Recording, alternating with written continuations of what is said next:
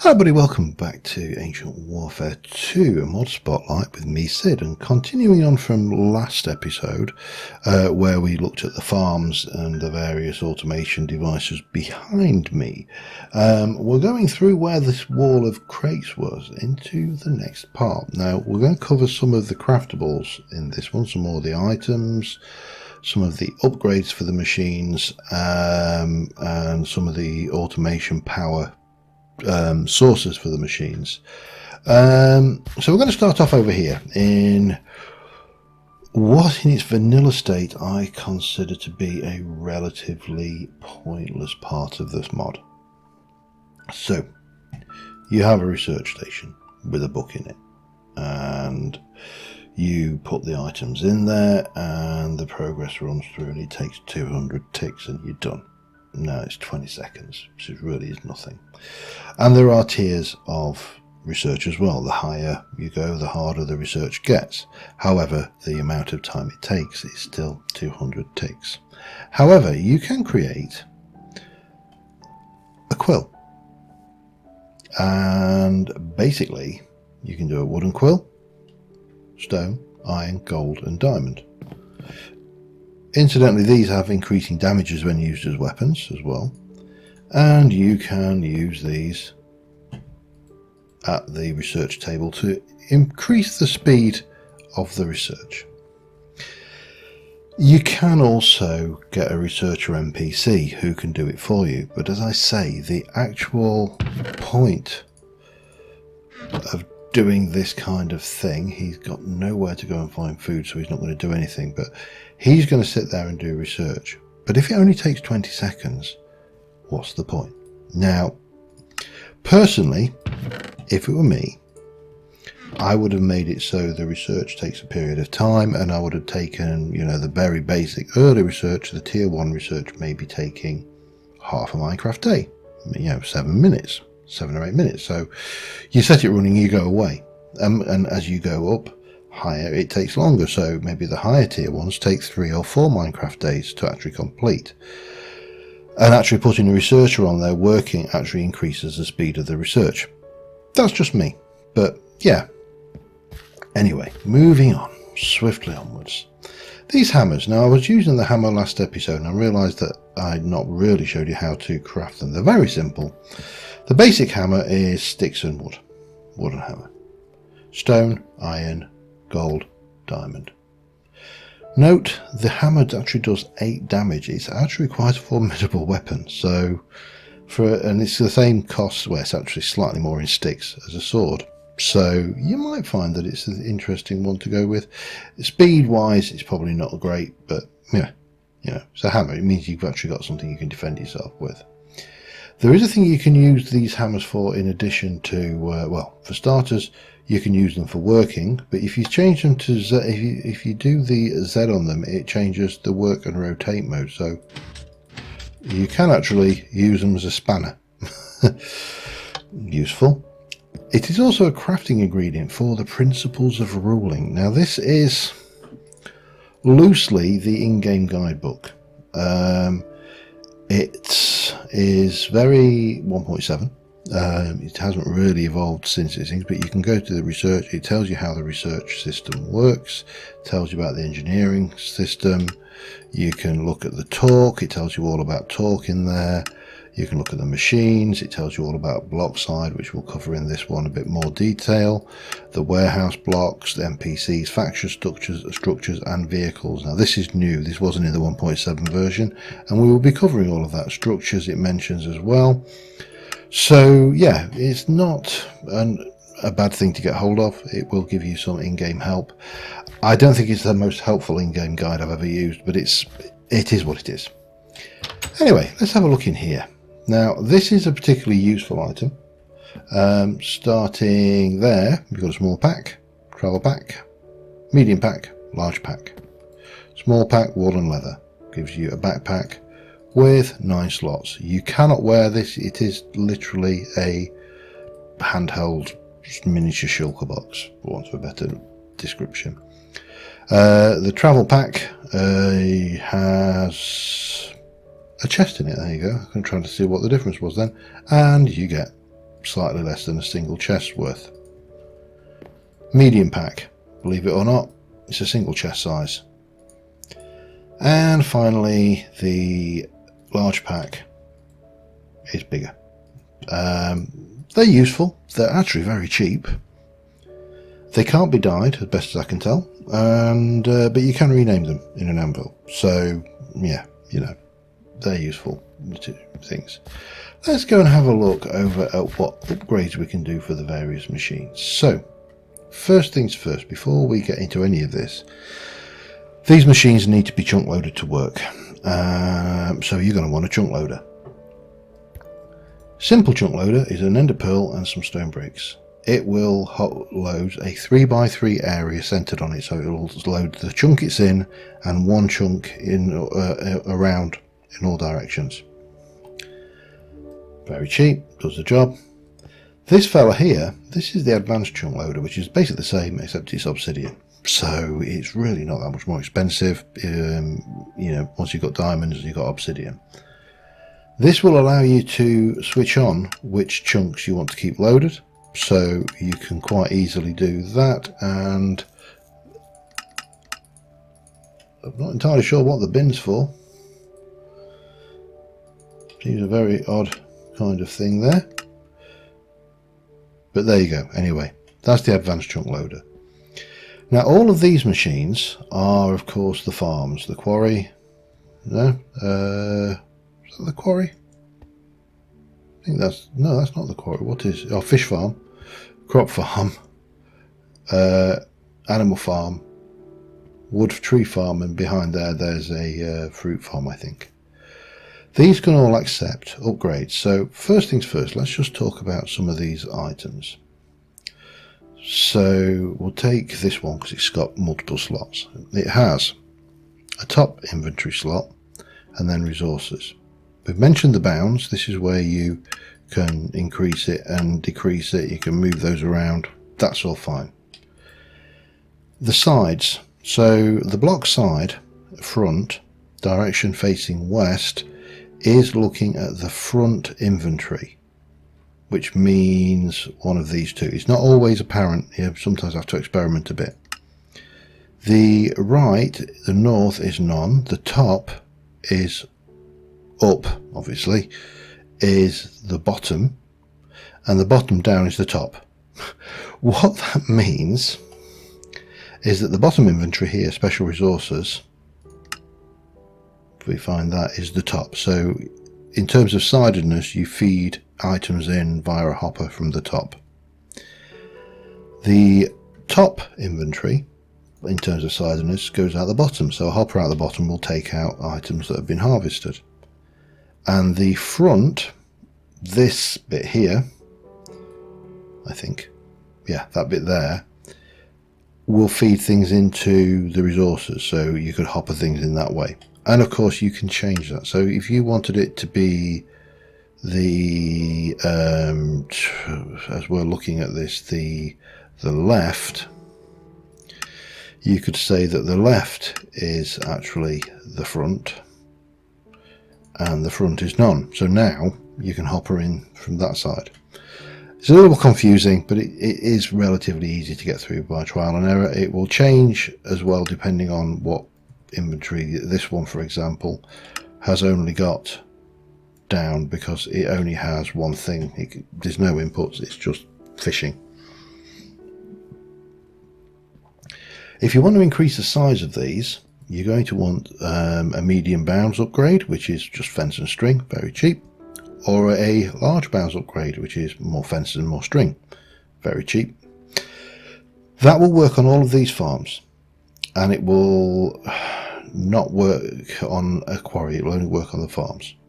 This one is a basic chunk loader upgrade. This allows you to basically apply a chunk loader to a machine and it will load all the chunks that the machine intersects in.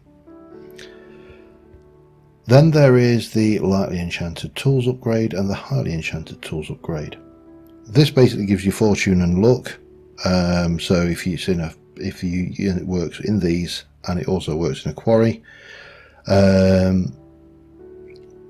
Lightly enchanted tools, iron, and a fortune 1 book, and it has to be a fortune 1. It can't be any other thing it has to be Fortune 1, but that will give you a fit equivalent of Fortune 1 or Luck 1. Highly Enchanted Tools is Fortune 2, which will give it equivalent of Fortune or Luck 2. It can't get them up to Fortune 3.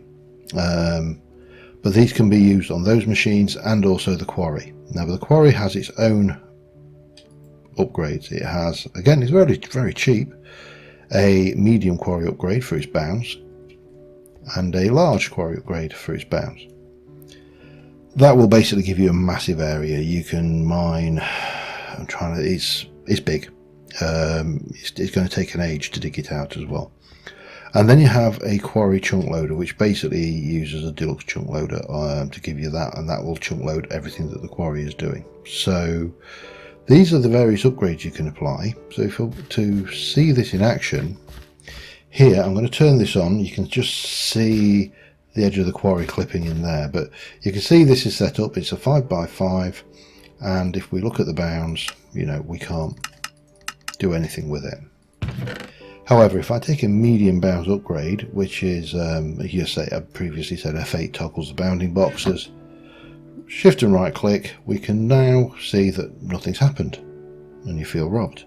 But don't worry about it, because what you do is you come in here and you go, I want to increase my size to maximum, and I want to, let's get this right, I want to move myself so I'm still in the middle, and now my bounding box covers the entirety of this. And I can sit here and I can get my seeds and I can get my bone meal. I can get in here and just run that through until it's done. And obviously you've got a much bigger farm, which means the crops are going to grow more reliably, especially if you give it all that bone meal.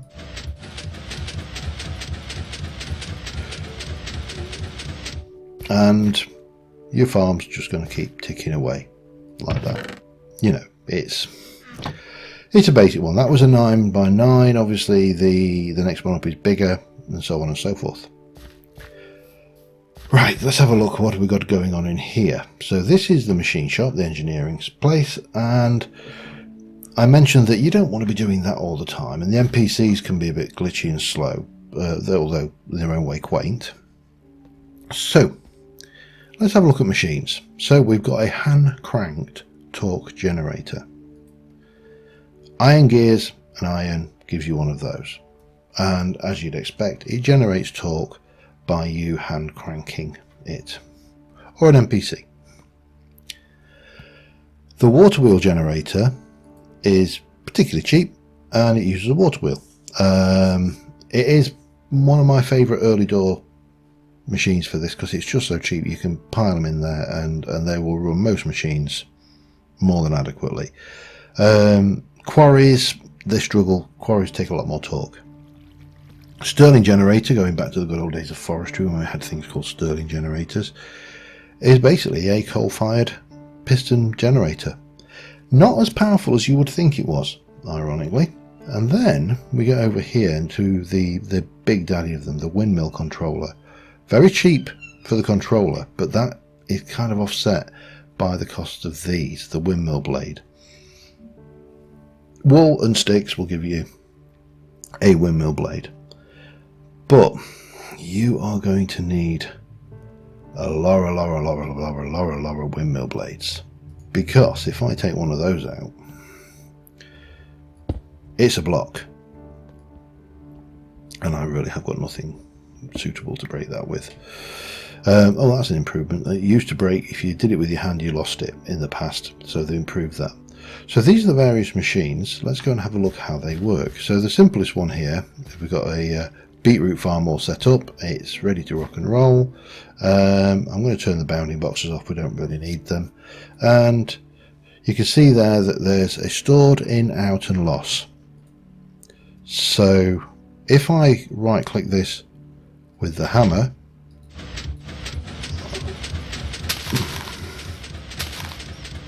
you can see that's going in there, and you can actually see there's energy stored in it and it's being used.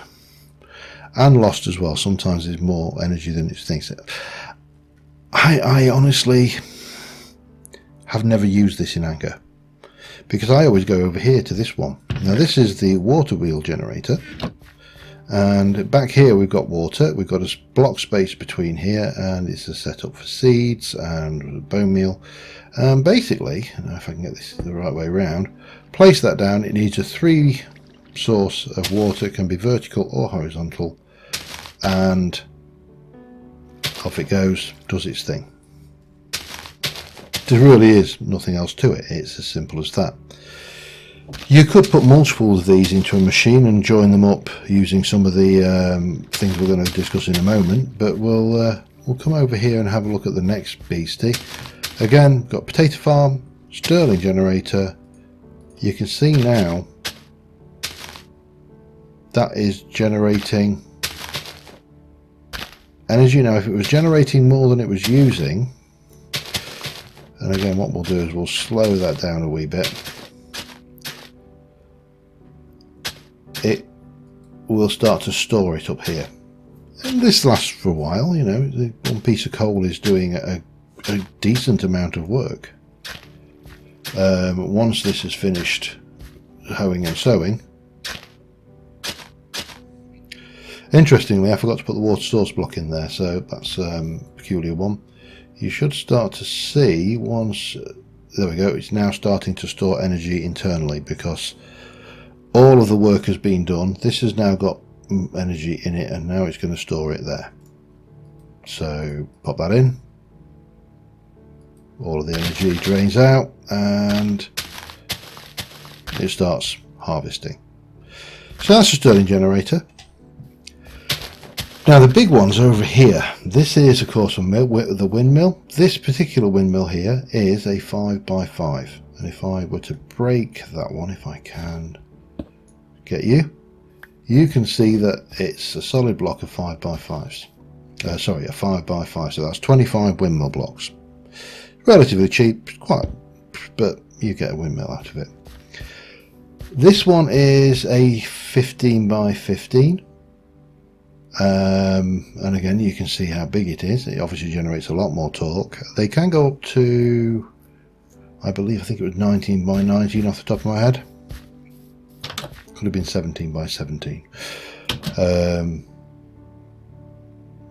So once you've got all of that, the problem with the windmill of course is you need to bring that power from wherever the windmill is down into the system. Obviously that windmill's not doing any good up there if your farm's down here, or in this case as it is down here. So this is where we start to get into the various torque shafts. Now I'm not going to cover every single recipe for these because they really only change it by the materials. So for example, a light torque shaft is wooden torque shafts and a wooden gear set gives you a light torque shaft. A light torque junction is a wood, same kind of thing, just wooden gears and wooden torque shafts for that one. A light torque distribution, yeah, so we get while I'm going there, the light torque junction takes 5 inputs to 1 output, so you can have 5 different machines powering that and 1 output going to the actual final machine. So for example, you could have 5 water wheels in a line being pushed into this torque junction from different angles, and all of the torque being put out the other way. The distributor is the opposite. It's basically one input, 5 outputs, so you can take a lot of power and then output lots of machines. So for example, that big windmill up there might be a classic example. The light flywheel controller is used to store power in conjunction with a light flywheel energy storage box. This is actually, I think, the only multi-block in the game because you need both of these to work. And basically this will push power into a flywheel, and obviously when it needs it the flywheel can then release it.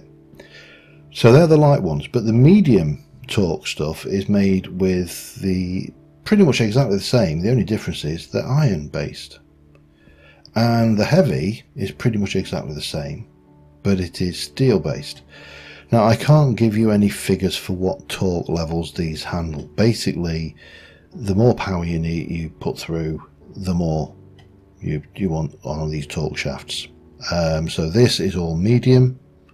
You can see that it's running across from over here. I'm bringing the power into here, into this block here, and you can see there that it's storing 14,783.76 torque.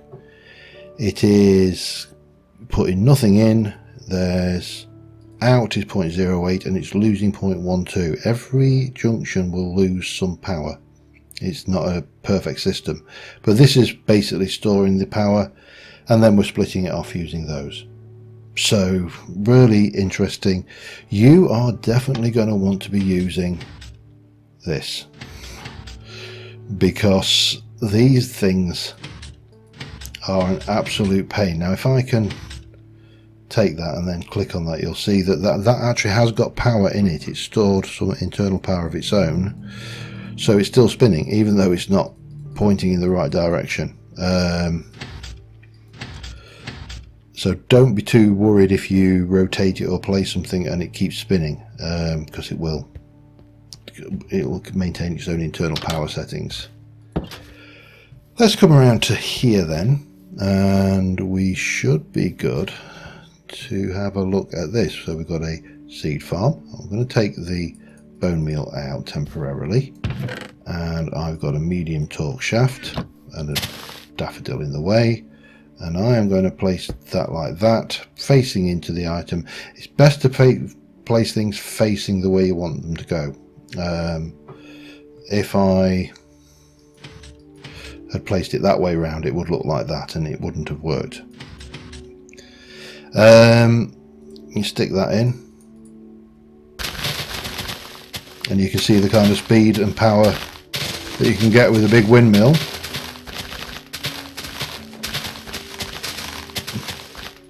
And some bone meal.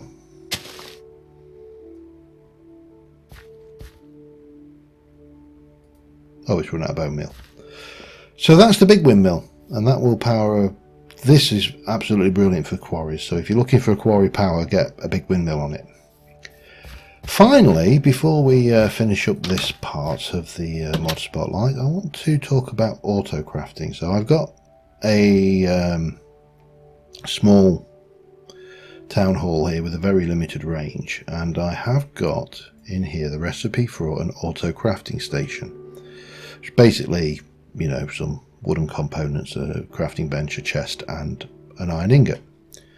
And in here I've got this auto crafting station. I'm not getting it to craft anything complicated. I've just given it a whole load of materials to make a piston, and I can click craft and it will drop down there, and I can just keep clicking craft if I wish. But if I drop down a craftsman, oh look, it's Rorax. Hello Rorax. And I need to set the time to daytime, because they won't work in at night. Rorax will take food from this one and we'll sit there and start making pistons happily all day until night time, when they like a bed. Now you can give them a home with a bed in it. They will use it. It's not necessary. They don't suffer from it. But yeah, basically you're putting torque into that, and we're auto crafting these. See you, Rorax.